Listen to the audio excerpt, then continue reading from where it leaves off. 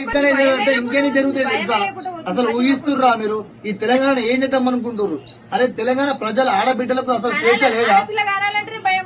అరే వచ్చిన అమ్మాయిలందరూ అయ్యో ఇంకా జరగలేదా మాకు భయం పడుతుంది. అరే ప్రజలందరూ ఇట్లనే తయారవుతారు అంటే ఆడబిడ్డలు అట్లా మాట్లాడితే నాకు పిచ్చి లేస్తుంది. అరే ఈ తెలంగాణ కొంచెం స్పందించి వాడిని ఒక్కటి ఎన్కౌంటర్ చేసి పారేయుర్రి. ఈ తెలంగాణకు ఇంత కాదు, ఎంతో పెద్ద పేరు గట్టిగా నిలిచిపోతుంది. ఒక అరేబియా దేశం లెక్క అయిపోతుంది. నా చెల్లెకు న్యాయం జరిగితే మాత్రం. నా చెల్లె ఇండియానే ఆకట్టుకుంది. అరే ఇండియాలో ఉన్న ప్రతి ఒక్కరు కూడా వీడియో చూసిర్రు. సార్ మీరు ఇవ్వలేరా? అబద్ధం ఆడకూడదు సార్. ఎందుకు సార్? ఎందుకు మాకు న్యాయం చెప్తలేదు సార్? మా తక్కువ కులమన్నా, మేము బిచ్చగలమన్నా? ఎందుకు సార్ ఇట్లా? నాకు ఒక పెద్దలకైతే మాత్రం ఇప్పటికెప్పుడు ఎన్కౌంటర్ అయిపోతుంది. ఎందుకు సార్?